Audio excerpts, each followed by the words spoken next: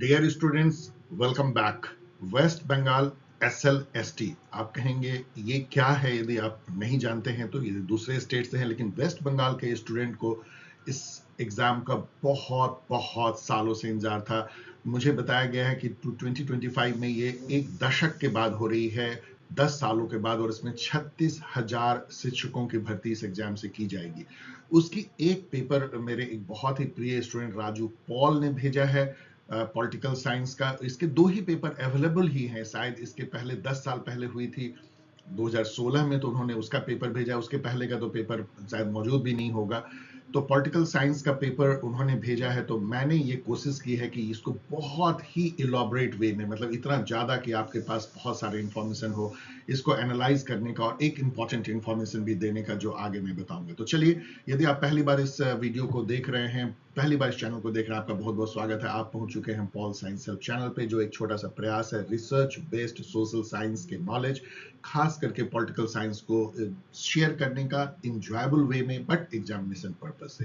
तो चलिए शुरुआत करते हैं वेस्ट बंगाल, पश्चिम बंगाल की SLST 2025 की तैयारी के लिए, जो एग्जामिनेशन होने वाली सितंबर में प्रोबेबली, उसके पॉलिटिकल साइंस के 2016 के पेपर को एनालाइज करते हैं, एक्सप्लेन करते हैं with lots of additional information, जो यूजफुल होगा हर एग्जाम के लिए। Let us begin. इसके पहले कि हम क्वेश्चन आंसर का दौर करें शुरू, बहुत इंपॉर्टेंट इंफॉर्मेशन। अगेन, ये राजू पॉल और उनके साथियों ने, मुझे कम से कम 1 दर्जन मेल मिले हैं जब मैंने मैसेज दिया यूट्यूब पे। राजू ने तो इतना एक तरह से फ्लस्टर किया, मेल के थ्रू रिक्वेस्ट किया कि आप इसके लिए एक अलग से बैच चलाएं, काफी लोग इसको इससे लाभान्वित होंगे, शायद उनको जॉब मिल जाएगी। उन्होंने सिलेबस भी भेजा। मुझे लगा कि यस, एक सिलेबस बहुत ही स्पेसिफिक जैसा है, तो शायद हम लोग कोशिश कर सकते हैं। हमारे पास एक टीम है जो नेट JRF के लिए कर रही है, तो मे बी हम लोग उसको यूज कर सकते हैं, उस रिसोर्स को। लेकिन उसके लिए एक बैच साइट चाहिए है टेलीग्राम पे, तभी ये चल सकती है, आपको पता है। इसलिए मैंने आह्वान किया था कि आप वोट करें। उसमें बहुत ज्यादा वोट तो नहीं आए हैं, देखते हैं। लेकिन इस वीडियो को देख के यदि आप इंटरेस्टेड हो तो मैं अनाउंस करने वाला हूं, आगे आपको बताएंगे। जो वेस्ट बंगाल SLST हो रही है, इन्होंने नोटिफिकेशन निकाला है कि करीब 36,000 असिस्टेंट टीचर की वैकेंसी है।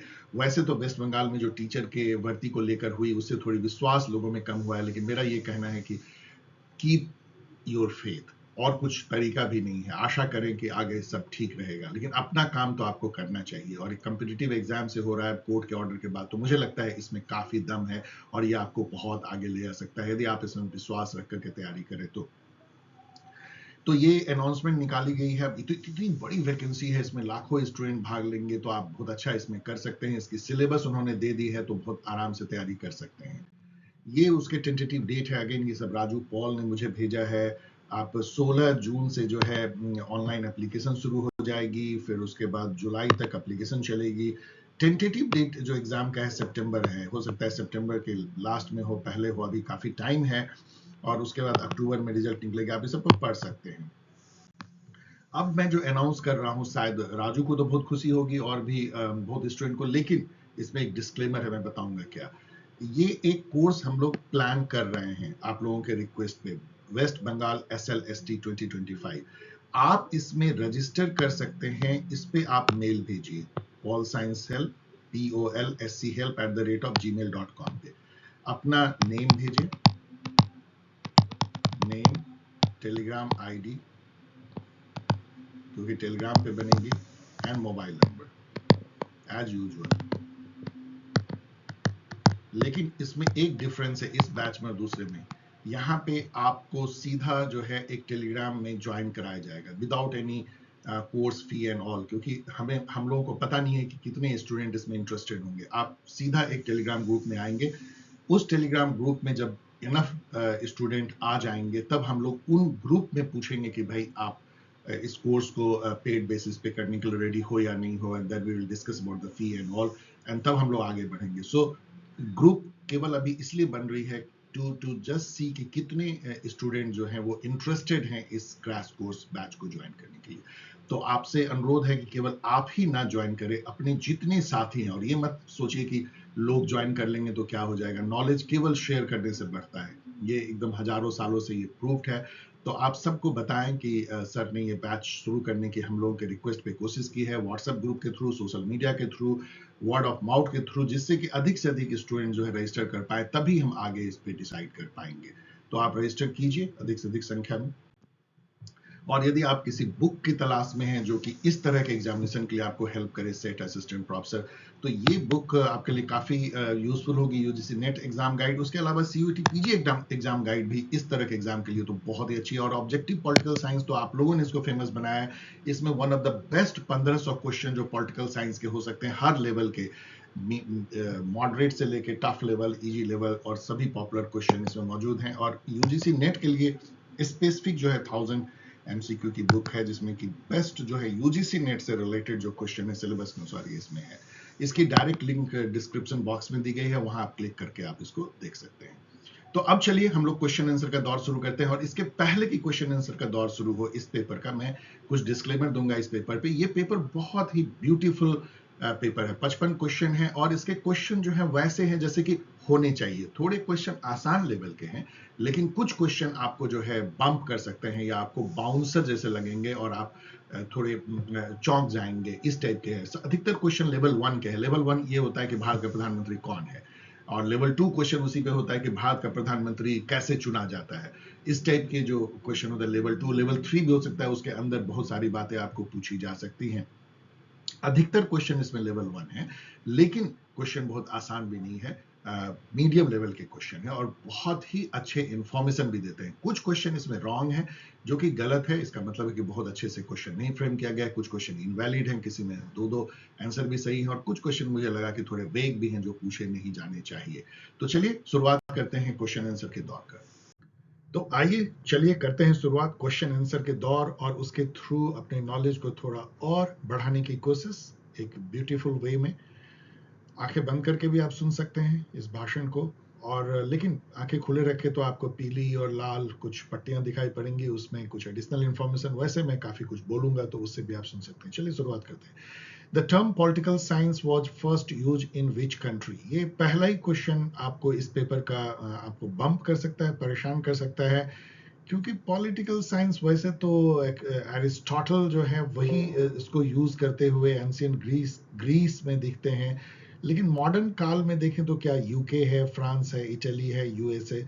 आप सेफली गेस कर सकते हैं कि यूएसए होगा, क्योंकि साइंस, यदि आप सोशल साइंस ही देखें, economics as a science, psychology as a science, history as a science, तो इसकी शुरुआत यूनाइटेड स्टेट्स में होती है 19th सेंचुरी में, और फिर खास करके 20th सेंचुरी में। तो चलिए इसको पढ़ लीजिएगा, इस पे तो काफी सारे इंफॉर्मेशन में दिया है। सही आंसर इसका मुझे लगता है जो ऑफिशियल आंसर होगी वो भी यूएसए ही होगी। आप इस तरह क्वेश्चन में गेस कर सकते हैं। हु इज कंसिडर, यहाँ पे मैं आपको एक बात लौट के बताना चाह रहा हूँ कि not only political science but actual में टेक्नोलॉजी की पढ़ाई फर्स्ट टाइम यदि आप देखें मॉडर्न काल में, मैनेजमेंट की पढ़ाई खास करके, तो वो तो बिल्कुल जो है यूनाइटेड स्टेट में ही शुरू हुई है। Who is considered as the classical propounder of the concept of power? तो यहाँ पे क्लासिकल प्रोपाउंडर का मतलब जिसने पावर को एकदम एकदम एक क्लासिकल वे में लिया है, जिसको जो हम समझते हैं इंट्यूटिवली। पावर मतलब कि ये ए का बी के ऊपर पावर है, यदि ए बी को कुछ ऐसा काम करने के लिए मजबूर कर सकता है जो बी अदरवाइज नहीं करता, जो रॉबर्ट डहल भी कहते हैं, तो उस टाइप का यदि इन चारों में देखें, मैक्लेवर तो प्लूरलिस्ट थ्योरी, बहुलवाद जो कह सकते हैं, प्लूरलिस्ट थ्योरी, तो वो तो कन्वेंशनल पावर नहीं, very unconventional way of power को देखते हैं, जो बहुत जगह बटी हुई दिखती है। तो इन दोनों को छोड़ दीजिए, ओलिवर क्रॉमवेल और बैल को, जो इससे बेसिकली रिलेटेड मुझे नहीं लगता कि बहुत ज्यादा है क्लासिकल कॉन्सेप्ट। तो मैक्स वेबर आप गेस कर सकते हैं, मैक्स वेबर ने पावर को डिफाइन किया था एकदम क्लासिकल वे में। Power is the probability that one actor within a social relationship will be in a position to carry out his own will despite resistance. इसका मतलब क्या हुआ कि अपना विल यदि कोई एक्टर कैरी करा लेता है, कोई पॉलिटिकल एक्टर, जबकि उसके विल को कैरी करने के लिए और लोग उठ खड़े होते हैं कि नहीं होने देंगे, तब भी करा लेता है, इसका मतलब उस आदमी के पास पावर है। मतलब पावर मतलब getting the work done despite opposition. यदि आप में ये है तो इसका मतलब पावर है। The very classical way of power. यदि आप देखें तो बाद में पावर के इतने तरीके निकले। आना आरेंट का लीजिए तो पावर इज को creation in a public real, यदि आप सीबी मैकफर्सन का लीजिए तो डेवलपमेंटल पावर की बात करते हैं। यदि आप स्टीवन ल्यूक्स को देखिए तो वो थर्ड डायमेंशन ऑफ पावर, जिसको कि हेजेमनी कहते हैं, उसकी बात करते हैं। बैराक एंड बैकेराक ने इससे लिखा था सेकंड डायमेंशन ऑफ पावर, वो पावर को पावर ऑफ एजेंडा सेटिंग के तौर पे देखते हैं। मैं एक्सप्लेन नहीं कर रहा हूं, लेकिन पावर के इतने रूप हैं, आप मेरे वीडियो में जाके देख सकते हैं। मैंने 2-3 वीडियो पावर पे बनाए हैं। तो सही आंसर है मैक्स वेबर। थर्ड क्वेश्चन देखिए, who wrote the treatise origin of the family, private property and state. ये क्वेश्चन भी आपको थोड़ा परेशान कर सकता है। आपको देख के लगेगा ये तो शायद मार्क्स ने लिखा हो, लेकिन ये लिखा है उनके साथ ही फ्रेडरिक एंगल ने। और फ्रेडरिक एंगल ने बहुत सारे बुक नहीं लिखे हैं सेपरेटली, उन्होंने अधिकतर बुक मार्क्स के साथ लिखे हैं। लेकिन यदि उनके बुक को काउंट किया जाए जो अकेले एंगल्स ने लिखे हैं, तो फर्स्ट है the condition of the working class in England, फिर है anti during, dialectics of nature and origin of family, private property in state. तो बहुत अच्छा रहेगा कि आप इन चारों बुक को याद कर ले, इससे आपको ये पता लगेगा। इसी तरह से मार्क्स ने भी जो एंगल के साथ नहीं लिखे हैं, मैंने यहाँ नहीं बनाया है, लेकिन आप इसको एक दूसरा बॉक्स यदि बनाए अपने नोट में और मार्क्स ने जो अकेले बुक लिखे हैं उसको भी याद कर लें, तब आपको इस क्वेश्चन का सिला है। मतलब यही मैं कहता हूं कि ऑलवेज एक क्वेश्चन को आप लीजिए और उससे आगे बढ़ जाइए, तब नॉलेज आपको मिलता है। नेक्स्ट क्वेश्चन देखिए, who said that the state is omnipotent and infallible. पहले तो इन दो वर्ड का मीनिंग जानिए। ओमनीपोटेंट मतलब ऑल पावरफुल, गॉड ओमनीपोटेंट होते हैं, पोटेंट मतलब पावर, तो सब मतलब सबसे अधिक पावरफुल, ओमनीपोटेंट, उनसे ज्यादा पावरफुल कोई नहीं। और इनफैलिबल मतलब वो कभी जो है वो गलत नहीं हो सकते। इनफैलिबल कभी वो गलत हो ही नहीं सकते। सो स्टेट जो है ऑल ओमनीपोटेंट है, इनफैलिबल है। इस टाइप का यदि स्टेट को देखिए तो ना तो मार्क्स इस हाइट पे ले जाते हैं, ना मिल, ना बेंथम। जो एक व्यक्ति जो आप चुन सकते हैं वो है हेगल, जो स्टेट को जो है मार्च ऑफ गॉड ऑन अर्थ कहते हैं। इस टाइप का स्टेट को एक इथिकल इंस्टीट्यूशन कहते हैं, जो इम्बॉडी करता है rational will and absolute spirit of the ages को। And he placed it above all individual institution, Hegel. State को यदि महान देखना हो तो पहले एरिस्टोटल और फिर Hegel. The evolutionary theory of a state, of course, offer a satisfactory explanation of the origin of the state because it is logically consistent. Historically होगा इसका मतलब क्या होगा कि सॉरी evolutionary होगा इसका मतलब historical होगा। कैसे इवॉल्व हुआ है हिस्ट्री में, किस तरीके से स्टेट बना है। पहले परिवार है और फिर परिवार के ऊपर कुल है, खानदान है, फिर उससे जो है जनपद है और फिर स्टेट बनता है, जो इंडिया का मैं एग्जांपल दे रहा हूँ। So it is logical because ये हिस्टोरिकली बेस्ड है, और ये सेटिस्फैक्टरी एक्सप्लेनेशन देता है क्योंकि ये हिस्टोरिकली बेस्ड है। आप इसको गेस कर सकते हैं लैंग्वेज से। यहाँ पे आप इसको पढ़िए, the evolutionary theory of state holds that state is the result of gradual process of historical development evolving over time from family structure of clan, family है, क्लैन मतलब कुल, tribes and eventually to organise state. India में जो state बना है उसको ऐसे ही आप देख सकते हैं, पांडव हैं, कौरव हैं, फैमिली, कुल, और उससे जो है महाजनपद बनता है। जो मेन प्रोपोनेंट है इवोल्यूशनरी थ्योरी ऑफ स्टेट के, इसमें सर हेनरी मैन है, हर्बर्ट स्पेंसर है, फ्रेडरिक एंगल्स अभी हम लोगों ने डिस्कस किया, मॉर्गन है एंड बर्गेस है। तो इन सबको याद कर सकते हैं आप। यहाँ हर्बर्ट स्पेंसर वही हैं जिन्होंने कि डार्विन की थ्योरी को लेकर के उनको सोशल पर्सपेक्टिव में जो है सर्वाइवल ऑफ द फिटेस्ट को उन्होंने क्वाइन किया था। Locke, John Locke, the social contractarian thinker, distinguished between state and government. आप स्ट्रेट फॉरवर्ड जान सकते हैं, ना कि state and sovereignty, legislative power and judicial review, ऐसा कुछ नहीं है। Monarchy and constitution working, no, state and government. और स्टेट उनके लिए जो है एक इनटेंजिबल, एक सिविल सोसाइटी का रूप है जो कभी खत्म नहीं होता है। स्टेट परमानेंट होता है, जो जो जो जो जो सोशल कॉन्ट्रैक्ट का एक परिणाम है। State is nothing but A political community of all those who made the social contract. जबकि गवर्नमेंट जो है ये ट्रांजिएंट है, आती है जाती है। पीपल जो है जो सोशल कॉन्ट्रैक्ट करते हैं वो गवर्नमेंट बनाते हैं अपने सुख सुविधा के लिए, अपने नेचुरल राइट को प्रोटेक्ट करने, फर्दर करने के लिए। और यदि गवर्नमेंट जो है वो कॉन्स्टिट्यूशन के अनुसार ना काम करे, आर्बिट्रेरी काम करे, तो उसके अगेंस्ट में रजिस्ट करने का भी अधिकार है, रिवोल्यूशन का अधिकार है, और उसको बदल देने का भी अधिकार है। So state is permanent, government is transitory. Lock.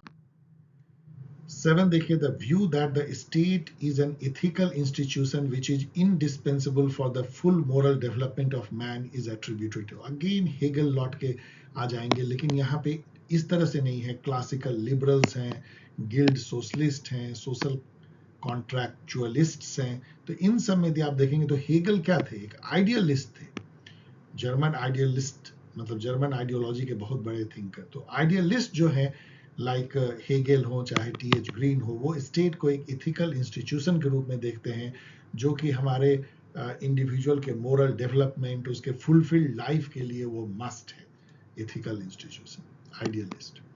इसमें आप अर्नेस्ट बार्कर एंड बोसानकोइट को भी जोड़ सकते हैं, जो टी.एच. ग्रीन के शिष्य जैसे थे दोनों। There are several similarities between Gandhism and communism. In fact Gandhism और अनार्किज्म में भी कुछ बहुत सिमिलरिटी है। तो इसमें से कौन सा सिमिलरिटी नहीं है? तो यदि आप देखेंगे तो ये सब है। बोथ, दोनों जो है, they oppose to the existing system which was based on the exploitation of the poor by rich. ये तो है ही, दोनों उस एक्सप्लॉयटेशन को जो है वो एक तरह से हेट करते हैं। Both held that capital not used for public welfare was evil, क्योंकि गांधी जी भी कहते हैं कि जो कैपिटल है वो ट्रस्टी के रूप में रखना चाहिए कैपिटलिस्ट को, कि जनता का पैसा है। और उसी तरीके से कम्युनिज्म भी सोचता है। बोथ एडवोकेटेड, वो तो पैसे को बांट देता है बेसिकली, गांधी जी तो चलिए छोड़ देते थे कि वेल्थ मैनेज कर सकते हैं कैपिटलिस्ट।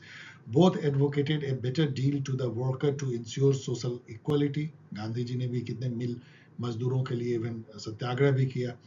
तो चौथा जो है ऑप्शन गलत है और वही सही ऑप्शन है। Both gave great importance to the role of spiritualism in politics.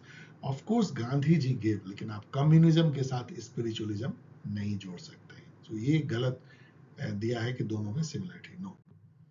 9 देखिए, who applied the structural functional analysis in the realm of politics. Structural functional analysis का मतलब ये होता है कि हर जो पॉलिटिकल सिस्टम है उसमें डेफिनेट स्ट्रक्चर है। स्ट्रक्चर मतलब pattern social relation and pattern social behaviour जो इंस्टीट्यूशनलाइज हो गए हैं सैकड़ों सालों में।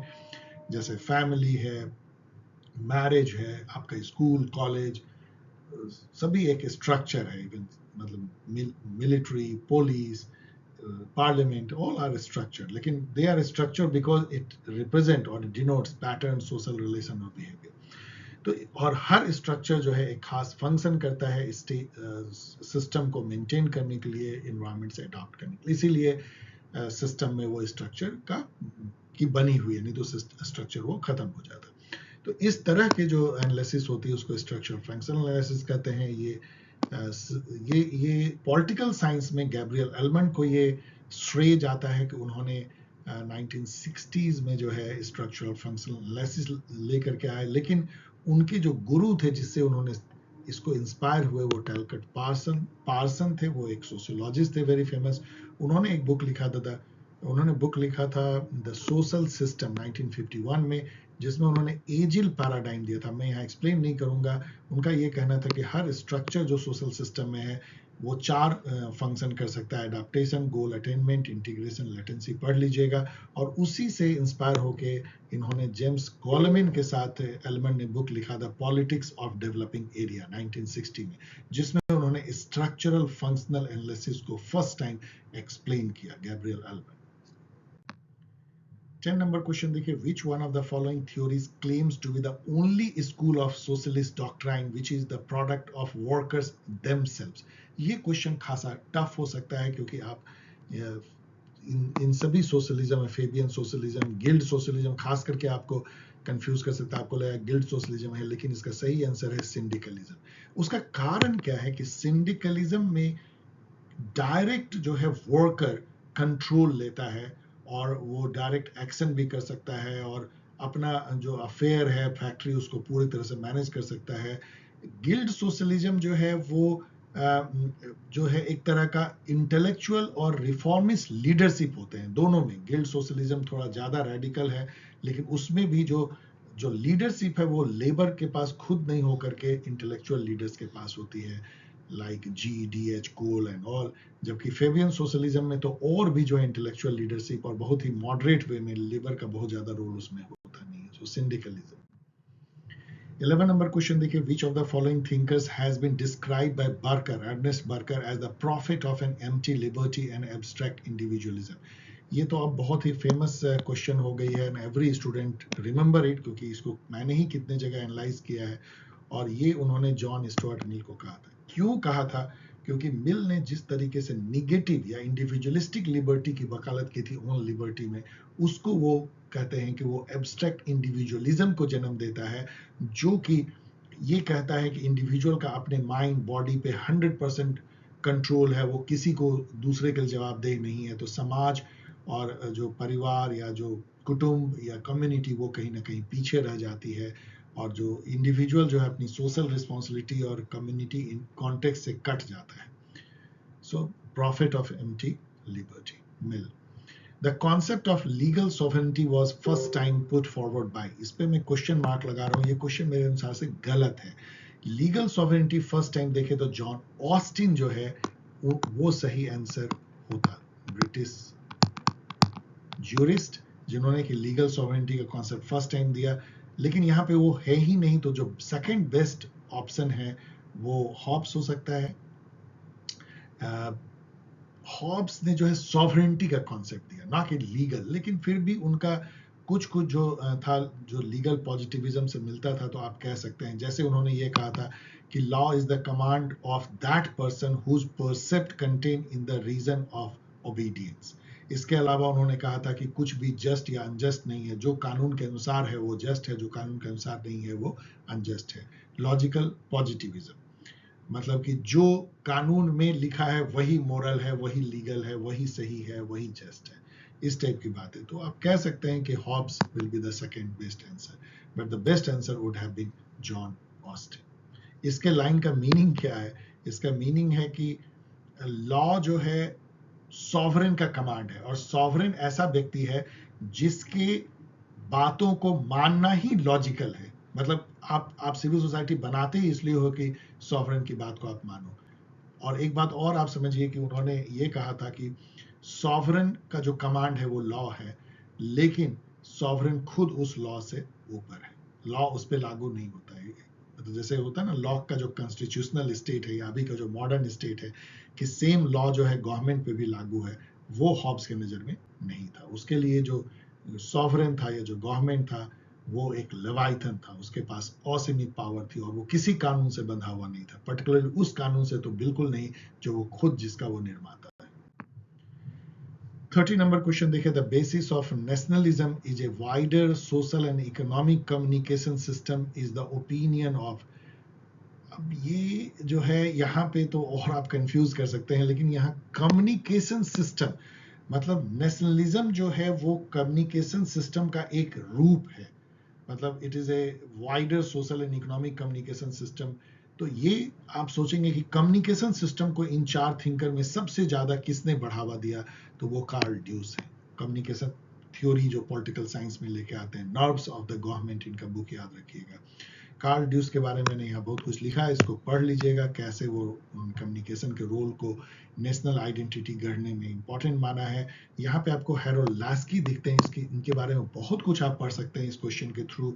एक लेफ्ट ओरिएंटेड ब्रिटिश पॉलिटिशियन थे, जो उसको आप प्लूरलिस्ट कह सकते हैं, pluralist but liberal thinker, left oriented but liberal thinker, socialist but liberal thinker. यहाँ पे जो है हांस कॉन दिखते हैं, जो नेशनलिज्म पे काफी उन्होंने भी लिखा है, इनके बुक और इनके थॉट को आपको जानना चाहिए।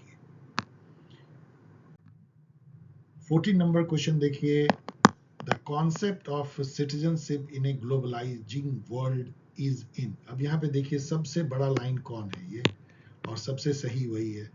क्यों? क्योंकि आप इसको यदि पढ़ेंगे तो ये डेफिनेशन ही है, citizenship in a globalizing world, some kind of consumer citizenship provided by diverse institutions like nation state, global organization, media। आज के समय में आप देखिएगा तो सिटीजन केवल एक नेशन स्टेट के कोई नहीं होते हैं, वो दूसरे कंट्री में जाकर के वहाँ के एक एनआरआई जो होते हैं वो एक अलग तरह का सिटीजन है। कई लोग मल्टीपल सिटीजनशिप रखते हैं, कई ग्लोबल ऑर्गेनाइजेशन जो है उसके जुड़े होने के चलते एक कॉस्मोपॉलिटन सिटीजनशिप भी पाते हैं यूएन और उसके तहत। और जो मीडिया है वो भी एक तरह से ग्लोबल हो गई है, उसकी भी जो लोग हैं या उससे जुड़े हुए जो थॉट हैं और जो सिटीजनशिप की भावना है वो भी एक तरह का एक देश से बंधे हुए नहीं है. सो सिटीजनशिप का कॉन्सेप्ट इटसेल्फ ग्लोबलाइज हो चुका है. How does green define liberty? Green मतलब वही TH ग्रीन द आइडियलिस्ट जो अभी हम लोगों ने देखा. इन्होंने डिफाइन किया था कि मतलब लिबर्टी का है capacity of doing anything which is worth doing, जो करने लायक है, मतलब अच्छे काम करने की लिबर्टी जो है वो capacity is the actual liberty. The concept of tyranny of majority in democracy is advocated by. अब यहाँ पे अगेन इन्होंने जो है एक इनवैलिड क्वेश्चन बनाया है. इसके बाद कई सेटर ने इसको कॉपी पेस्ट किया. ये कहने वाले जो है सबसे पहले टॉकवेल थे, एलेक्स डी टॉकवेल, जिन्होंने लिखा था डेमोक्रेसी इन अमेरिका 1835 में परहैप्स. और उसी बात को बाद में जॉन स्टुअर्ट मिल ने भी कहा कि यदि मेजोरिटेरियनिज्म हो जाए डेमोक्रेसी में तो फिर वो tyranny ऑफ मेजोरिटी हो जाती है, ना कि डेमोक्रेसी. tyranny ऑफ मेजोरिटी का मैं कई बार एग्जांपल देता हूं. जैसे मान लीजिए कि 5 व्यक्ति एक कार में ट्रेवल कर रहे हैं, 3 व्यक्ति जो है वो हार्ट के पेशेंट हैं और 2 व्यक्ति हट्टे कट्टे हैं. अब ये होता है कि हमें तो म्यूजिक सुनना है, वो भी ह्यूज वॉल्यूम में, जहाँ पे कि हृदय धड़कने लगे. ऐसा तो नॉर्मल आदमी का होता है. जो हार्ट पेशेंट है वो बेचारे रोते हैं, कहते हैं नहीं ऐसा मत करो. तो बोलते हैं ठीक है तो डेमोक्रेसी है, चलो हाथ उठाते हैं, वोट देते हैं. अब डेफिनेटली क्या होगा, 3 व्यक्ति जो है, सॉरी मैं उल्टा बोल रहा हूँ, 2 व्यक्ति जो हैं वो हार्ट पेशेंट हैं, 3 व्यक्ति हट्टे कट्टे हैं. तो नेचुरली क्या होगा, 3 व्यक्ति जो है वो मेजोरिटी में है, वो बोलेंगे म्यूजिक बजाओ. तो 2 व्यक्ति क्या है, वो मारे जाएंगे. क्या आपको लगता है कि ये डेमोक्रेसी है? Not at all. इसी को tyranny ऑफ द मेजोरिटी कहते हैं, आतंक, मेजोरिटी का आतंक. डेमोक्रेसी का मतलब होता है जहां माइनॉरिटी को बराबर हक हो, उसकी सुनी जाए, उसको कहते हैं democracy. 17. The concept of totalitarianism was first developed in Germany in 1920 by. अब ये क्वेश्चन जो है ब्यूटीफुल क्वेश्चन है, क्योंकि आप सोचेंगे कि शायद मुसोलिनी या हिटलर. नो, जो उसके पीछे जो थॉट थे, थिंकर थे, वो कार्ल स्मिथ हैं. कार्ल स्मिथ हैं. कार्ल स्मिथ 1920s में एक बहुत ही फेमस जर्मन लीगल थ्योरीज थे, पॉलिटिकल फिलोसोफर थे और अर्लीस्ट थिंकर थे जिन्होंने टोटलिटेरियनिज्म को एज ए थ्योरी जो है वो एक्सप्लेन किया, गढ़ा. उन्होंने एम्फसाइज किया सेंट्रलाइजेशन ऑफ पावर और जो कॉन्स्टिट्यूशनल नॉर्म को जो है सस्पेंड किया जा सकता है पब्लिक के भले के लिए, और एक super sovereign authority of the state. तो यदि ऐसा इमरजेंसी सिचुएशन हो. बाद में जो है मुसोलिनी ने उसको यूज किया और उन्होंने फर्स्ट टाइम जो है ये वर्ड यूज किया, टोटलिटेरियनिज्म. तो ये भी क्वेश्चन है कि who coined first the term totalitarian? He was Mussolini. Carl Schmitt ने खुद जो है टोटलिटेरियनिज्म वर्ड कभी यूज नहीं किया था. 80 नंबर क्वेश्चन देखिए, with whom is the right to resistance as a concept originated? अभी मैंने आपको बताया कि जॉन लॉक ने स्टेट और गवर्नमेंट के बीच में डिफ्रेंशिएट किया था और ये कहा था कि गवर्नमेंट यदि आर्बिट्ररी एक्ट करे तो पीपल को अधिकार है उसके अगेंस्ट में उठ खड़े होने का, रेजिस्ट करने का, रिवॉल्यूशन करने का. तो John Locke gave the right to resistance, जिसको एक नई ऊंचाई पे बाद के कई थिंकर ने पहुंचाया. थोरू ने, हेनरी थोरू ने और गांधी जी ने सत्याग्रह. Who explain the types of party system in comprehensive manner? यहाँ तो जब आपको मॉरिस डुवर्जर दिखे, सार्टोरी होते तो आपको कंफ्यूजन हो भी सकता था, क्योंकि सार्टोरी और डुवर्जर 2 ऐसे थिंकर जिन्होंने पार्टी सिस्टम पे एक्सटेंसिवली लिखा है. लेकिन यहाँ तो केवल डुवर्जर है, तो आपको दिक्कत क्या है? तो आप इसको गेस कर सकते हैं. इनकी जो बुक है political parties, their organisation and activity in modern state, ये एक ग्रंथ है जहां पार्टी और पार्टी सिस्टम को एक्सप्लेन किया गया है. यहाँ बेंजामिन कॉन्स्टेंट आपको दिखते हैं जिन्होंने की liberty of the ancient versus liberty of modern, इस तरह से कंपेयर किया था 2 टाइप की लिबर्टी को. और जीन ब्लॉन्डल दिखते हैं, इनके बारे में भी आपको काफी कुछ पढ़ना चाहिए, comparative thinker. Democratic socialism differ from Marxian socialism on the basis of its emphasis on. देखिए, डेमोक्रेटिक सोशलिज्म या सोशल डेमोक्रेसी जो है वहां पे एक तरह का ब्लेंड है लिबरलिज्म और सोशलिज्म का, जहां इंडिविजुअल की लिबर्टी को भी जो है बचाए रखा जाता है, लेकिन सोशल जस्टिस और इक्वलिटी को भी जो है तरजीह दी जाती है. Balancing act.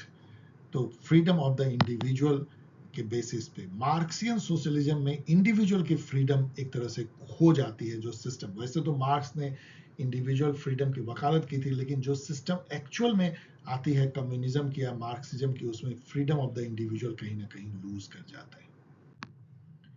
Who said that law is the command of the sovereign? अब यहाँ पे आते हैं जॉन ऑस्टिन, जो लीगल पॉजिटिविज्म के भी बहुत बड़े थिंकर हैं और जिन्होंने फर्स्ट टाइम जो है लीगल सॉवरेंटी का भी कॉन्सेप्ट दिया। John Austin, law is the command of the sovereign backed by the coercion और फोर्स।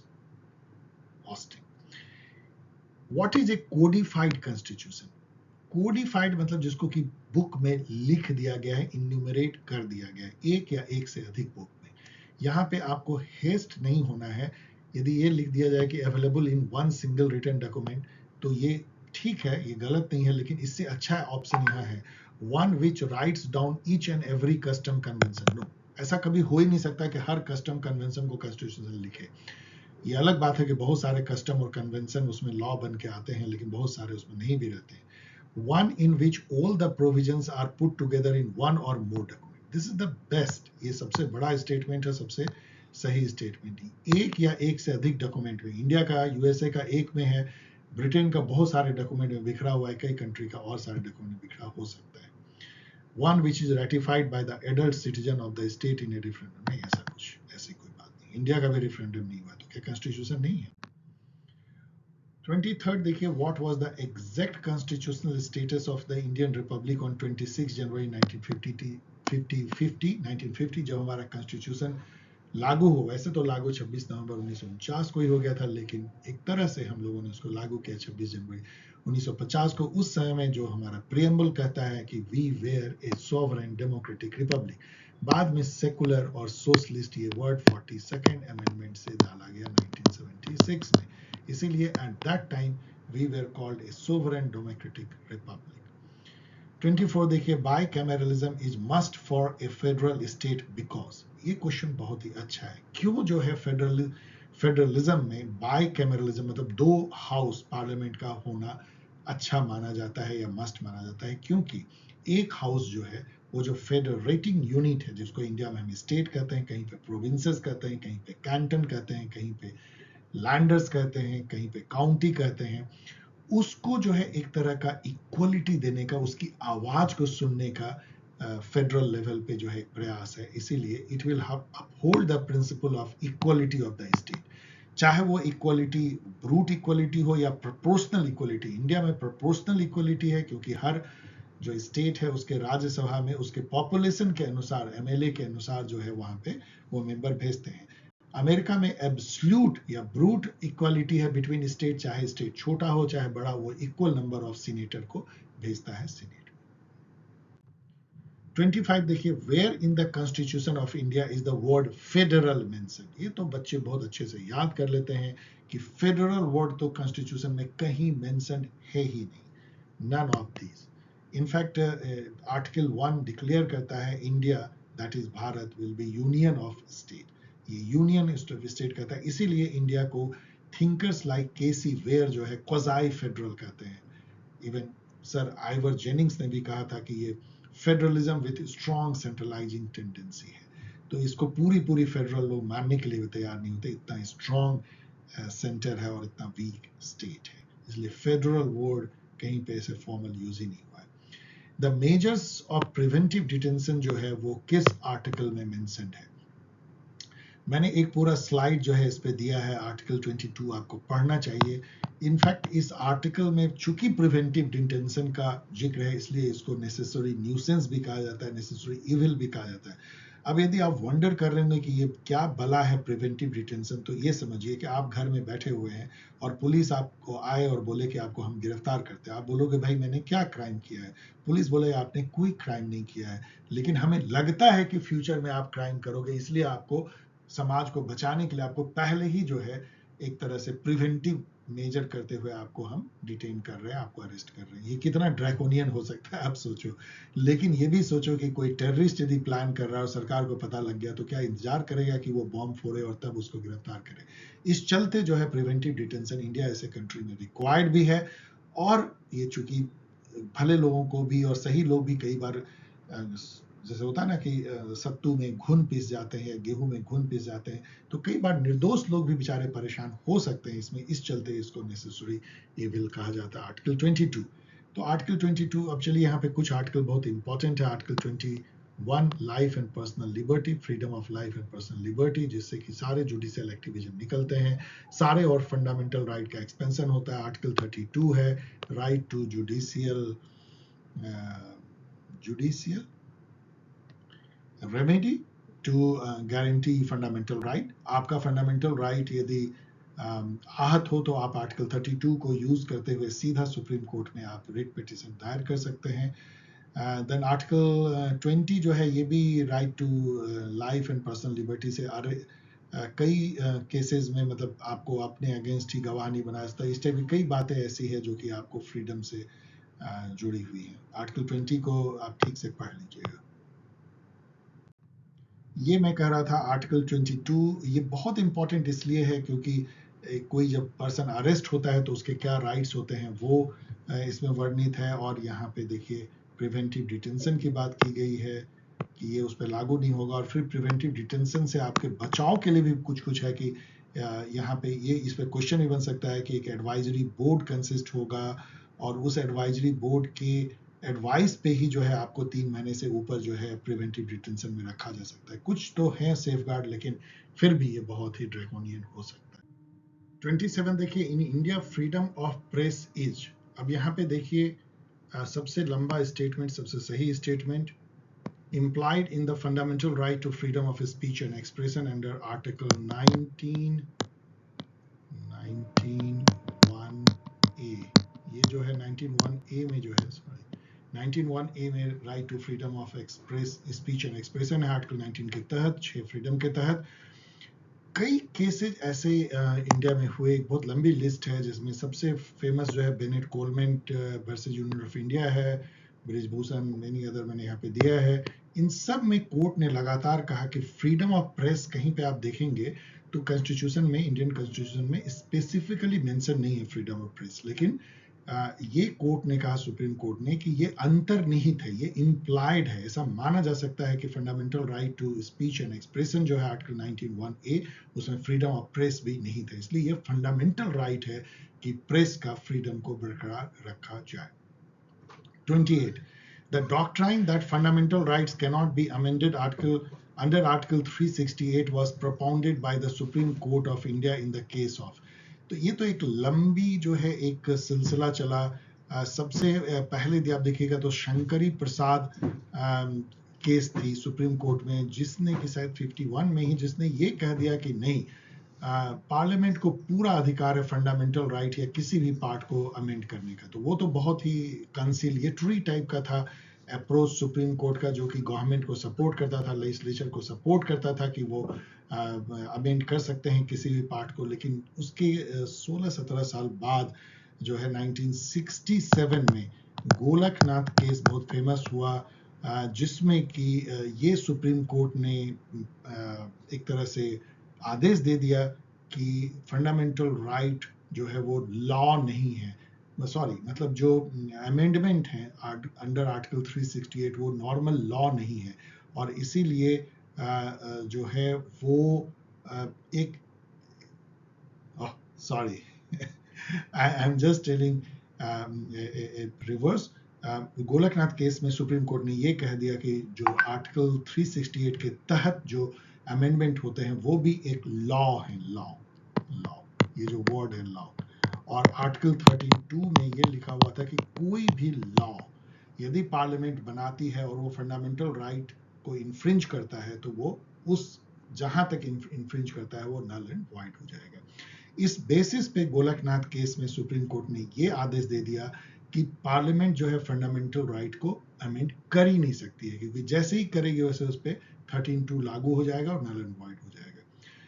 तो ये सही आंसर तो है, चलिए, Golaknath versus state of Punjab. लेकिन ये बात यहीं पे रुकी नहीं, आगे बढ़ी और Kesavananda Bharati versus state of Kerala 1973 में सुप्रीम कोर्ट ने अपने गोलकनाथ केस को पलट दिया और उन्होंने कहा कि नहीं, जो अमेंडमेंट है अंडर आर्टिकल 368 वो लॉ नहीं है, लॉ एज पर आर्टिकल 13(2) नहीं है, इसलिए उस पर 13(2) लागू नहीं होता है।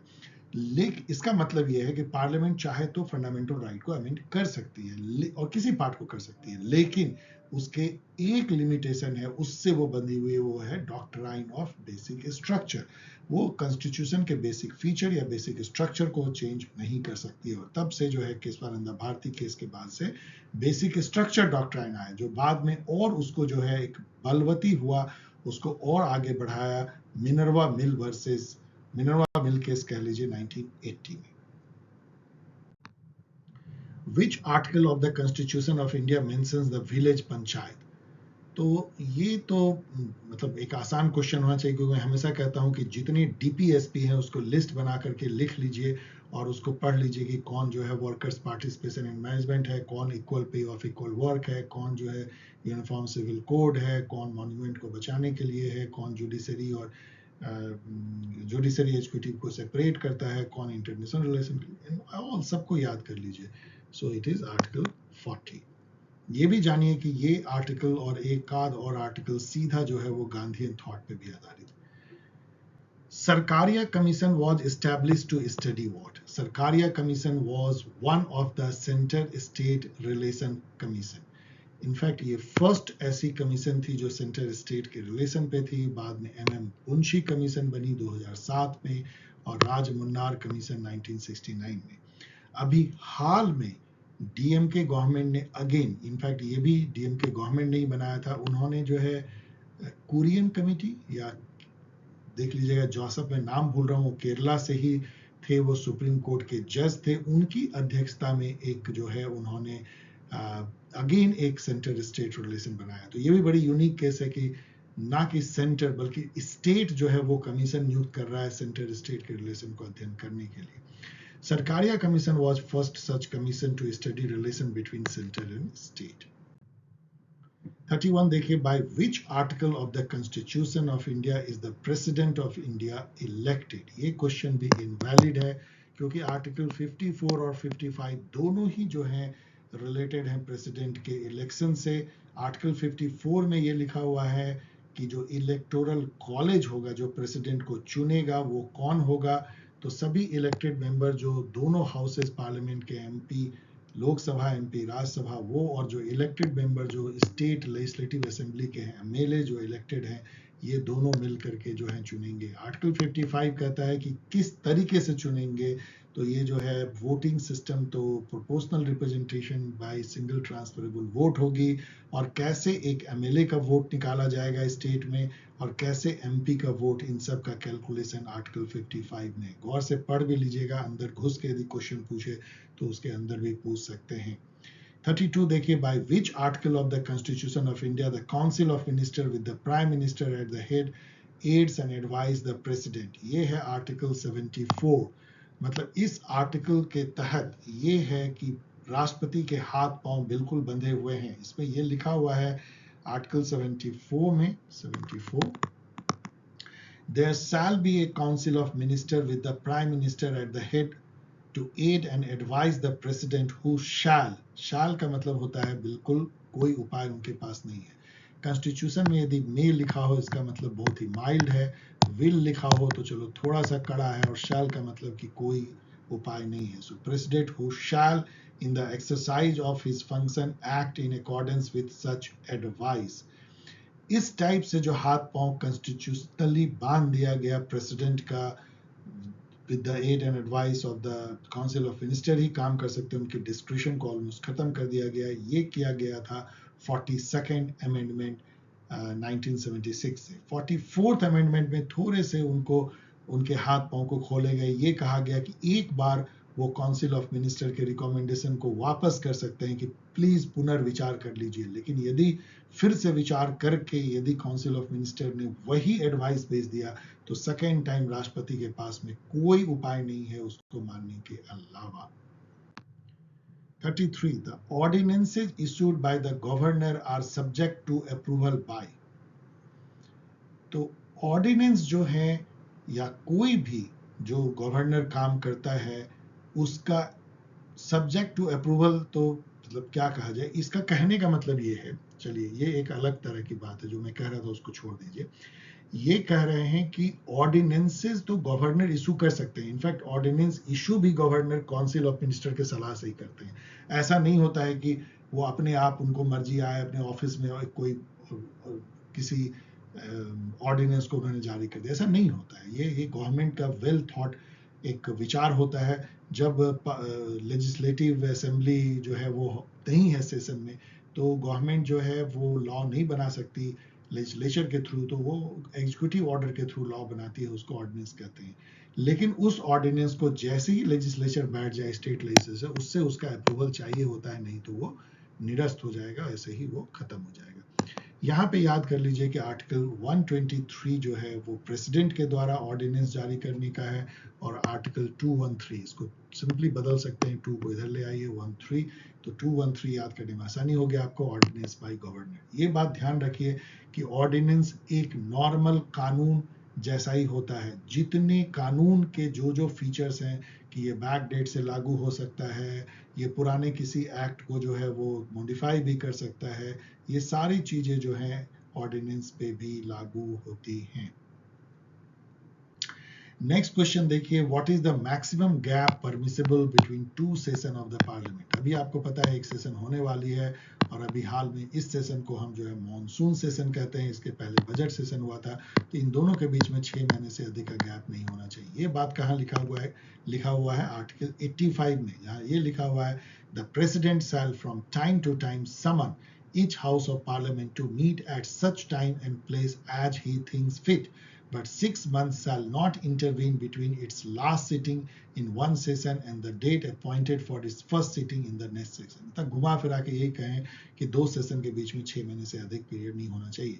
यहाँ पे एक बात आप गौर कीजिए कि जो दोनों हाउस का सेशन को जो बुलाया जाता है, समन किया जाता है, वो राष्ट्रपति समन करते हैं, ना कि गवर्नमेंट, इस बात का ध्यान रखिएगा। तो ये उसका कारण क्या है कि आपको पता है कि पार्लियामेंट का एक तरह से हेड जो है राष्ट्रपति होते हैं। Parliament consist of Lok Sabha, Rajya Sabha and president. तो president as head of both executive and legislature, जो कि एकदम जुड़ा हुआ है, वो समन करते हैं लेजिस्लेचर को, तभी वो हाउस बनता है 6 महीने। वैसे यहाँ पे एक फार्मूला आपको बताएं कि यदि कुछ समझ में ना आए तो 6 का जो है फार्मूला याद रखिए। 6 वीक या 6 मंथ कॉन्स्टिट्यूशन में जनरल पीरियड है किसी भी चीज के लिए। जैसे कि कोई मेंबर कितने दिन तक एब्सेंट रह जाए, तो आप ऐसे सोच सकते हैं कि क्या 6 महीने होगा, ऐसा आप सोच सकते हैं। 35. Which article of the Constitution of India specifies that a money bill shall contain only provisions dealing with certain matters mentioned therein? Money bill से रिलेटेड मैंने इतनी बार आप लोगों को बताया है, 2 आर्टिकल सेंट्रल लेवल पे, इसी तरह 2 आर्टिकल स्टेट लेवल पे याद रखें। सेंट्रल लेवल पे आर्टिकल 109 है और 110। 110 में मनी बिल का डेफिनेशन है कि किसको कहेंगे मनी बिल, जो मैंने यहाँ लिखा है वही इसका सही आंसर भी। और 109 में किस तरीके से मनी बिल जो है वो प्रस्तुत होगी लोकसभा में और फिर राज्यसभा में कैसे जाएगी, ये सब manner of the passing of the money bill है। आर्टिकल 110 कहता है कि for the purpose of this chapter a bill shall be deemed to be a money bill if it contains only provisions dealing with all or any of the following matters। फिर बहुत सारे matter हैं, खास करके गंभीर जो है tax और मनी से रिलेटेड, उसको हम मनी बिल कहते हैं। तो 110 आर्टिकल में जो है ऐसी बात लिखी गई है कि money bill shall contain only provisions dealing with certain matters mentioned therein। 36.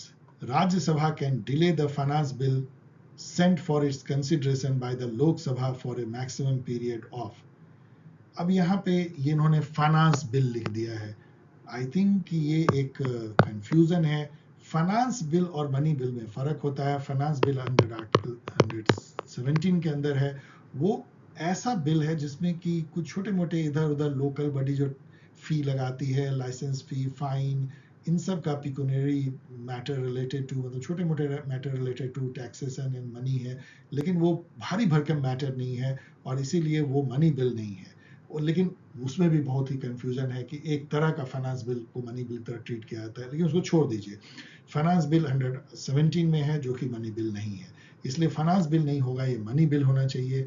Money bill यदि है और यदि ये लोकसभा से पास हो गया तो राज्यसभा के पास बहुत लिमिटेड पावर है अमेंड करने का, उसको लोकसभा मान भी सकती है और उसको रोकने का तो और इतना कम पावर है, केवल 14 दिन रोक सकती है राज्यसभा, बहुत ही कम power. 37 when the proclamation of emergency is in force, article 352 के तहत, उसको नेशनल इमरजेंसी कहते हैं, जो इंदिरा गांधी ने लगाया था। उसके पहले भी 2 बार लगा है, 1962 में लगा, 1971 में लगा, फिर 1975 में लगा, 2 बार युद्ध के चलते और 1 बार इंटरनल डिस्टर्बेंस के चलते इंदिरा गांधी जी ने लगाया था। तो यदि वो फोर्स में हो तो the term of Lok Sabha can be extended by the parliament for the period of. तो ये जो है कई स्टूडेंट्स को याद रखते हैं, यहाँ पे 6 महीने का फॉर्मूला नहीं चलता है, यहाँ पे 1 ईयर एट ए टाइम 1 साल बढ़ा सकता है, इनडेफिनिट पीरियड तक बढ़ा सकता है। डियर स्टूडेंट याद रखिए, आर्टिकल 352 में लिखा हुआ है, कितने बार भी, कोई लिमिट नहीं है कि कितने बार से 1-1 साल से बढ़ाया जा सकता है। विच आर्टिकल ऑफ, लेकिन यदि 356 के तहत यदि स्टेट में इमरजेंसी लगी हो तो एक बार में केवल 6 महीने के लिए बढ़ाया जा सकता है और मैक्सिमम 3 इयर्स के लिए। Which article of the Constitution of India specifies the establishment and constitution of Supreme Court of India? Supreme Court जो गठित होती है उसके लिए आर्टिकल है आर्टिकल 124, लंबा चौड़ा आर्टिकल है, उसमें जजेस कैसे अपॉइंट होते हैं, कैसे हटाए जाते हैं, क्या बहुत सारी चीजें उसमें हैं, कितने जजेज होंगे, कौन उसको तय करेगा। अधिकतर इसमें पार्लियामेंट बाय लॉ जो है पावर दी गई है, article 124। 39 separation of judiciary from executive in India is enjoyed bye, मतलब कहने का है कि separation of judiciary and executive कहाँ पे लिखा हुआ है कॉन्स्टिट्यूशन में, ये लिखा हुआ है directive principle of state policy article 50 में, जहां लिखा गया है separation of judiciary from executive, the state shall take steps to separate the judiciary from the executive in the public service of the state, ऐसा लिखा गया है। लेकिन क्या मतलब रियल में होता है? यस, मुझे लगता है कि जुडिशरी एग्जीक्यूटिव से तो काफी अलग इंडिया में है। जो घालमेल है वो एग्जीक्यूटिव और लेजिस्लेचर में दिखती है, जो by nature of parliamentary democracy है। Judicial review signifies the supreme court, judicial review जो आर्टिकल 13(2) से सुप्रीम कोर्ट एक्वायर करता है पावर, मैंने यहाँ आर्टिकल 31, 32 दोनों दे दिया है। इस पर बहुत सारे क्वेश्चन पूछे जाते हैं, गौर से देख लीजिएगा। Judicial review signifies that supreme court जो है उसके पास पावर है कॉन्स्टिट्यूशनली रिव्यू करने का, कोई भी जो लॉ बनाती है लेजिस्लेचर उसको ठोक बजा के देखने का कि क्या वो कॉन्स्टिट्यूशन के से कन्फॉर्म या कॉन्स्टिट्यूशन के अनुसार है या नहीं। यदि कोई लॉ अनकॉन्स्टिट्यूशनल है तो उसको सुप्रीम कोर्ट डिक्लेयर कर सकती है नल एंड वाइड, मतलब वो डंप कर देगी, डस्टबिन में फेंक देगी। इसका मतलब है it can declare a state law as unconstitutional. 41 देखिए, the amendment procedure laid down in the constitution of India is on the pattern of, ये स्टार क्वेश्चन है और ये बहुत अच्छा एक आपको एक नॉलेज देता है, इंफॉर्मेशन देता है, जो कि कई जगह मैंने नहीं देखा, जो कि इतने जगह है कि कहाँ से हमने ये लिया, कहाँ से वो लिया, इमरजेंसी पावर, इमरजेंसी की जो प्रोविजंस ली, कहाँ से directive principle of state policy लिया, कहाँ से फेडरल स्ट्रक्चर ली। लेकिन ये कहना कि हमने अमेंडमेंट की प्रोसीजर कहाँ से ली, तो ये हम लोगों ने साउथ अफ्रीका के कॉन्स्टिट्यूशन से लिया है, जो कि एक ब्लेंड है between the flexible and rigid constitution. India की भी कॉन्स्टिट्यूशन एक बहुत ही अच्छा ब्लेंड है, एक रिजिड एंड फ्लेक्सिबल, बहुत अमेंड करना आसान भी नहीं है और बहुत डिफिकल्ट भी नहीं। 42 देखिए, the jurisdiction of India supreme court में बी इनहांस्ड बाय, ये लाइन यदि आप रट लें, by law made by the parliament, तो पार्लियामेंट बाय लॉ कुछ भी कर सकती है, क्योंकि इससे अधिक सुप्रीम इंडिया में कोई अथॉरिटी नहीं है। मतलब जैसे कहा जाता है ब्रिटेन में, यूके में, कि पार्लियामेंट बाय लॉ जो है मर्द को औरत और औरत को मर्द बना सकती है, मजाक में कहा जाता है। इसका मतलब है कि पार्लियामेंट बाय लॉ कुछ भी कर सकती है। इंडिया में भी लगभग ऐसा है। आप यदि पार्लियामेंट बाय लॉ आप लिखेंगे फ्रेज कंट्रोल F करके एक PDF डॉक्यूमेंट में कॉन्स्टिट्यूशन का, तो आपको सैकड़ों एंट्री मिलेंगे कि पार्लियामेंट बाय लॉ ये कर सकती है, पार्लियामेंट बाय लॉ वो कर सकती है। तो जहां कंफ्यूजन हो वहां पे parliament by law. So jurisdiction of supreme court को भी इनहांस कर सकती है पार्लियामेंट कानून बना करके। The chief election commissioner of India holds office for the period of, यदि आप कॉन्स्टिट्यूशन को पढ़ोगे तो उसमें कहीं ऐसा मेंशन नहीं है कि वो कितने साल तक होल्ड करेंगे, लेकिन बाद में जो रूल्स बने होंगे उसके तहत, लेकिन कॉन्स्टिट्यूशन में ये जरूर लिखा गया है कि इनका जो टर्म्स कंडीशन 10 ईयर सब कुछ जो है वो जजेस के जैसा होगा, सुप्रीम कोर्ट के जज, और वहां पे है कि 6 ईयर और एज ऑफ 65 ईयर, इससे आप लगा सकते हैं। और यही जो है सीएजी का भी है, तो 6 ईयर एंड एज 65 ईयर जो भी पहले हो जाए, ये उनका जो है पीरियड है, फिक्स पीरियड, उनको उसके पहले हटाया नहीं जा सकता है। यदि हटाना होगा तो एक स्पेशल इम्पीचमेंट प्रोसेस है जो अभी जस्टिस वर्मा के लिए करने की सोची जा रही है, वो करना पड़ेगा, जो बहुत ही डिफिकल्ट है। ये बात कि 6 ईयर 65 ईयर एक और एक्ट में भी लिखी गई है, जिस एक्ट को आपको जानना भी चाहिए। ये एक्ट है chief election commissioner and other election commissioner appointment, condition of service and terms of office act 2023, जो कि काफी कंट्रोवर्शियल हुई, क्योंकि इस एक्ट के पहले ये मामला जो है सुप्रीम कोर्ट में गया था, और वहां कोर्ट ने कह दिया था कि एक सिलेक्शन कमेटी बनेगी जिसमें प्राइम मिनिस्टर चेयरपर्सन रहेंगे और सुप्रीम कोर्ट के चीफ जस्टिस होंगे और लीडर ऑफ अपोजिशन होंगे। बाद में पार्लियामेंट ने उस सुप्रीम कोर्ट के ऑर्डर को एक तरह से सुपरसीड कर दिया, एक एक्ट बना के, इस एक्ट से, जिसमें कि चीफ जस्टिस को हटा करके यहाँ पे एक यूनियन कैबिनेट मिनिस्टर ले आया गया जो प्राइम मिनिस्टर के द्वारा नॉमिनेटेड होंगे। कंट्रोवर्सी इस पे हुई कि अपोजिशन पार्टीज ने ये कहा कि अब तो ये कमेटी देखिए कैसी बन गई, प्राइम मिनिस्टर खुद ही हैं और उनके द्वारा नॉमिनेटेड एक यूनियन कैबिनेट मिनिस्टर हैं जो कि उनके कहने पे चलेंगे, तो फिर तो दो लोग मिलकर के वही टिरेनी ऑफ द मेजोरिटी है, फिर इसमें क्या डेमोक्रेसी रही, लीडर ऑपोजिशन आए ना आए इससे क्या होगा, क्योंकि डिसीजन तो मेजोरिटी से लेनी है। तो ये इस पे काफी हाई हुपाला हुआ। इस एक्ट में भी जो है ये लिखा गया है कि चीफ इलेक्शन कमिश्नर का जो पीरियड होगा वो 6 साल या 65 year, whichever is earlier, होगा। नेक्स्ट क्वेश्चन देखिए 44, special provision in the constitution of India for schedule caste and schedule tribe, Anglo Indian and minority are where. ये चीज की कॉन्स्टिट्यूशन में कौन से प्रोविजंस कहाँ पे हैं, किस पार्ट में हैं, किस आर्टिकल में है, ये एक बेसिक इंफॉर्मेशन है जो आपको आता है जब बार बार आप कॉन्स्टिट्यूशन को पलट के देखते हैं। इसके लिए कॉन्स्टिट्यूशन की जो पीडीएफ वर्जन है वो नेट पे फ्रीली अवेलेबल है, उसको डाउनलोड कर लें। बहुत सारे आप लिखेंगे constitution.pdf फ्री डाउनलोड गूगल में, और आपको फर्स्ट साइट जो आएगा उसे डाउनलोड कर लीजिए, और उसको उसके फर्स्ट शुरुआत में ही आपको सारे आर्टिकल, 400 से ज्यादा आर्टिकल डिफरेंट पार्ट्स में आपको बटे हुए दिखेंगे, और एक एक लाइन उस आर्टिकल का होगा लिखा हुआ definition, like article 19 right to freedom.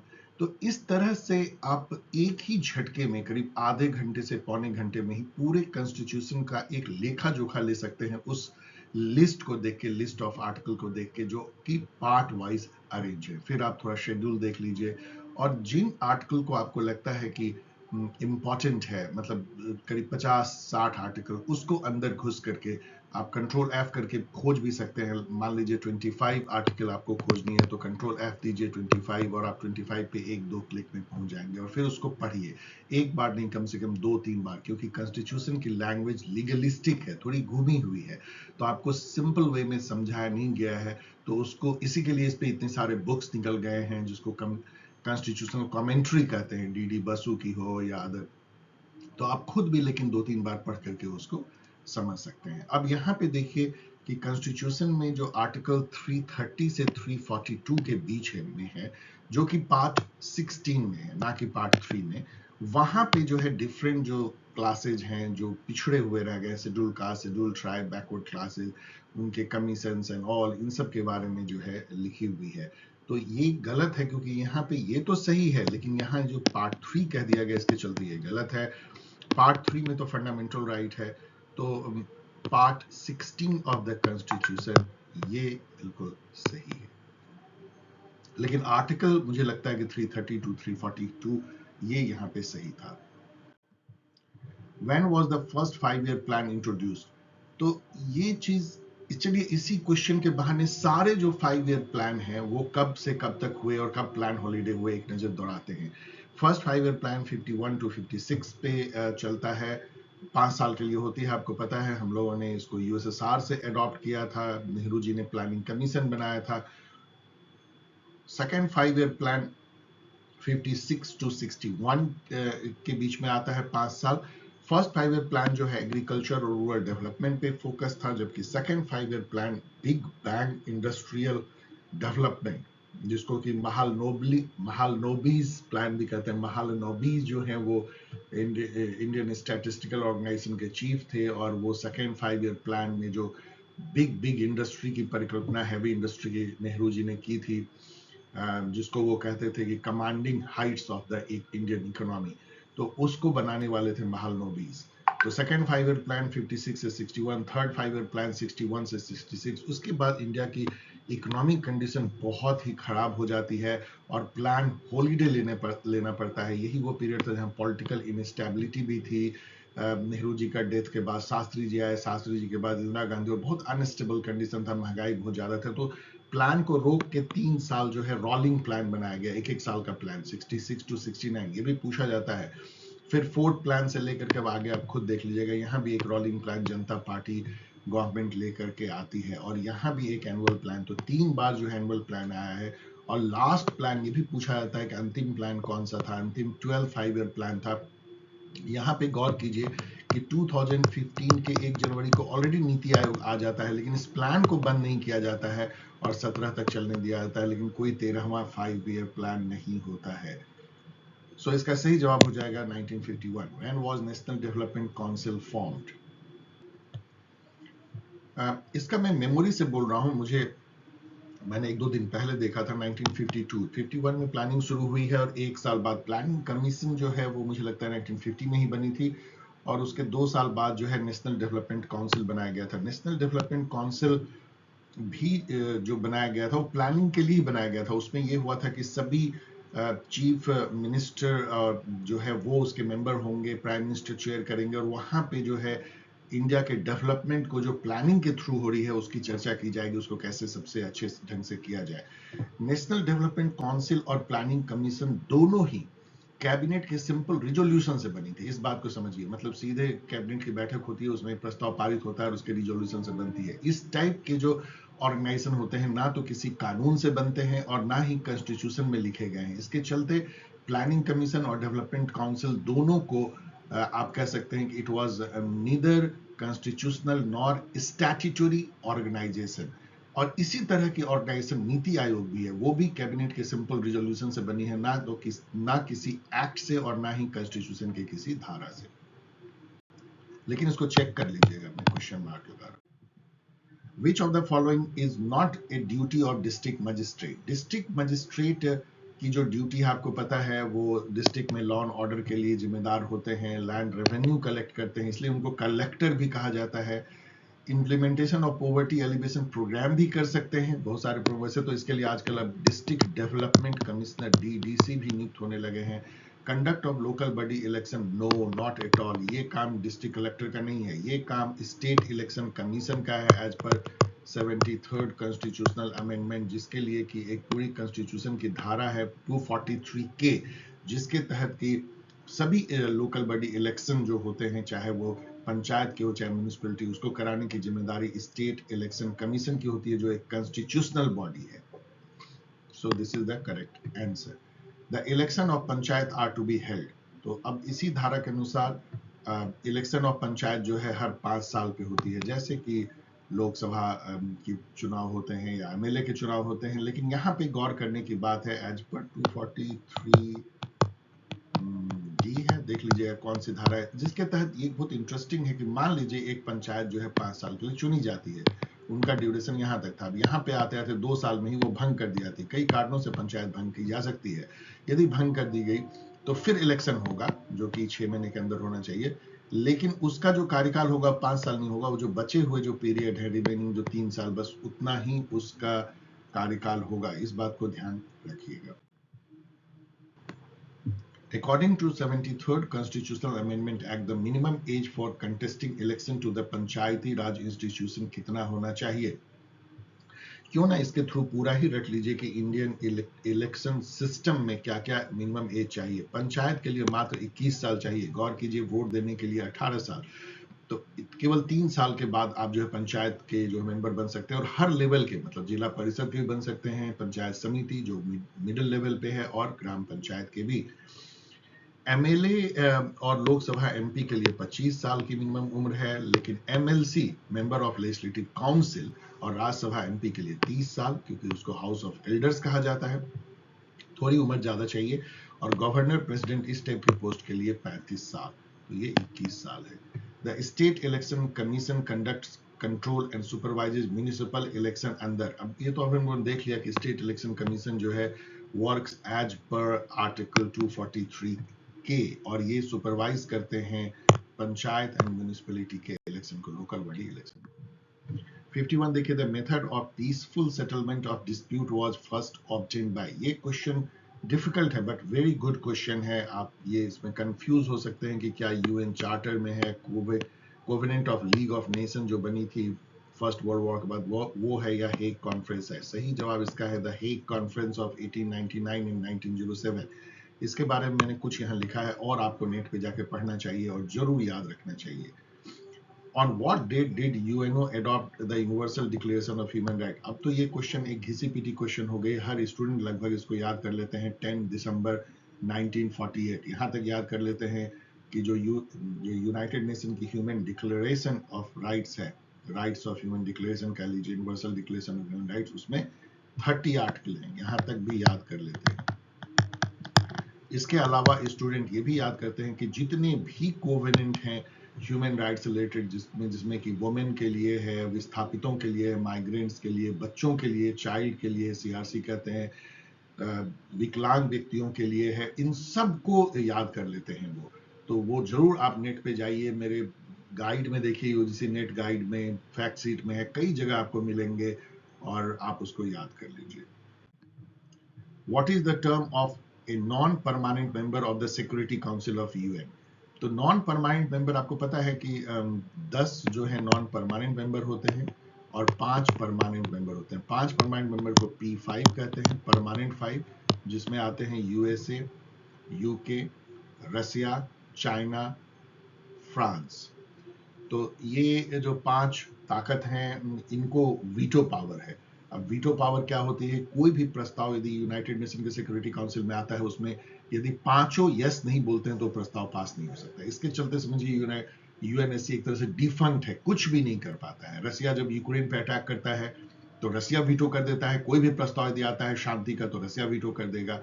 और जब गजा पे जो है इजराइल अटैक करता है और उसके अगेंस्ट में यूएनएससी में कोई प्रस्ताव आता है तो अमेरिका उसको वीटो कर देगा। तो इसके चलते 10 जो है नॉन परमानेंट मेंबर, जिनको खास कोई पावर होती नहीं है, वो 2-2 साल के लिए चुने जाते हैं। इंडिया 8 बार चुना गया है, तो एक तरह का नोशनल ही है, परमानेंट मेंबर को ही रियल पावर है। सो 2 इयर्स के लिए। द जजेज of the international court of justice are elected for a term of, ये सभी स्टूडेंट याद कर लेते हैं कि आईसीजे से रिलेटेड बहुत सारी बातें याद कर लेते हैं। आईसीजे जो है 1 ऑफ द 6 चीफ ऑर्गन है यूनाइटेड नेशन का, ध्यान रखिएगा। ये उसकी यूनाइटेड नेशन की सीधी सीधी मुख्य संस्था है। इसमें जो है 15 जजेज होते हैं, ये भी स्टूडेंट याद करते हैं। 9 साल के लिए चुने जाते हैं, जो यहाँ पूछा गया है। कैसे चुने जाते हैं स्टूडेंट यहाँ तक जानते हैं। ये जो है यूनाइटेड नेशन की सिक्योरिटी काउंसिल और जनरल असेंबली दोनों मिल के चुनती है, दोनों सिमल्टेनियसली चुनती है। बड़ा अजीब सा है, मतलब एक संस्था नहीं चुनती है, दोनों ही इलेक्शन में भाग लेते हैं सिमल्टेनियसली। और इसकी जो हेडक्वार्टर है वो हेग में, जो नीदरलैंड में एक शहर है हेग। अभी आपने हेग पीस ट्रीटी भी देखा, बड़ी फेमस है, वहाँ पीस एंड इन सब की ट्रीटी होती है, इसलिए वहाँ पे एक पीस पैलेस भी है जहाँ पे वो हेग की पीस ट्रीटी हुई होगी। और उसी पीस पैलेस में 2 बड़ी संस्थाएं हैं जो हमेशा एग्जाम में पूछा जाता है। एक तो इंटरनेशनल कोर्ट ऑफ जस्टिस है और उसी में को लोकेटेड है इंटरनेशनल क्रिमिनल कोर्ट आईसीसी, जो कि कोई यूनाइटेड नेशन की सीधी संस्था नहीं है, वो अलग से बनी है। रोम स्टैट्यूट से 1998 में संधि हुई थी, रोम स्टैट्यूट, उसके तहत जो है इंटरनेशनल क्रिमिनल कोर्ट बना है। लेकिन आईसीजे तो यूएन की चीफ ऑर्गन। ये लास्ट क्वेश्चन है, how many member countries did the UNO have on it's formation इन 1945? इसमें बहुत सारी बातें अगेन स्टूडेंट याद कर लेते हैं, आप भी उसको सुन लीजिए। 1945 में जून में जो है 26 जून को यूएन की चार्टर जो है वो साइन होती है और ये एक कॉन्फ्रेंस के समाप्त होने पे होती है। उस कॉन्फ्रेंस का नाम था सैन फ्रांसिस्को कॉन्फ्रेंस। बहुत सारे कॉन्फ्रेंस हुए हैं जिसने की यूनाइटेड नेशन को बनाया है, जिसमें कि अटलांटिक चार्टर से शुरू होता है और जितने भी सेकेंड वर्ल्ड वॉर के जो कॉन्फ्रेंस थे, याल्टा कॉन्फ्रेंस, इन सब में इसकी चर्चा होती थी। लेकिन जो मेन कॉन्फ्रेंस जो है, जिसको कहा जाता है कि यूनाइटेड नेशन को जिसने बनाया वो है डम्बर्टन ओक कॉन्फ्रेंस। इसका नाम बहुत पिकुलियर है तो स्टूडेंट याद कर लेते हैं। उसके बाद होती है सैन फ्रांसिस्को कॉन्फ्रेंस, जो कि 26 जून 1945 को कंक्लूड होती है, और वहां कंक्लूजन पे जो है 50 मेंबर कंट्री जो है वो उसी दिन साइन करते हैं 26 जून 1945 को। याद रखिए कि इंडिया तब तक आज़ाद भी नहीं हुआ था, लेकिन फिर भी हम लोगों ने उसी दिन साइन किया था। हमारी एक डेलीगेट गई थी, कौन कौन उस डेलीगेट में गए थे वो भी स्टूडेंट याद कर लेते हैं। लेकिन पोलैंड, जो कि one of the founding member था, वो उस दिन साइन नहीं कर पाया था, क्योंकि आपको पता है कि पोलैंड में उस समय विस्थापित सरकार थी और पॉलिटिकल टर्मोइल था वर्ल्ड वॉर के टाइम में, तो उनको मौका दिया गया था। उन्होंने 3-4 महीने बाद अक्टूबर में जो है 51वें फाउंडिंग मेंबर के तौर पे यूनाइटेड नेशन चार्टर को साइन किया था। तो how many member country did the UNO have on it's formation इन 1945? तो ये 50 नहीं होकर के 51 हो गया। पोलैंड के बारे में भी आप जान लीजिए, और ये भी जानिए कि India one of the founding member. So dear student, thanks for watching, और आई होप कि आपने एंजॉय किया होगा। यदि ऐसा है तो आप इसको शेयर करें, सब्सक्राइब करें, लाइक करें। और ये वीडियो तो बहुत ही इंपॉर्टेंट है, क्योंकि इसमें मैंने इंपॉर्टेंट इन्फॉर्मेशन दिया है आप लोगों के रिक्वेस्ट पे कि अब मैं एक बैच शुरू कर सकता हूं यदि इनफ नंबर में रजिस्ट्रेशन होती है तो आपको इस वीडियो को जितना फैलाएंगे उतना ही पता लगेगा स्टूडेंट को कि SLST के लिए सर जो है एक बैच लाने की कोशिश कर रहे हैं। कोशिश मैं बोल रहा हूं, अभी भी ये पूरा फैसला नहीं है।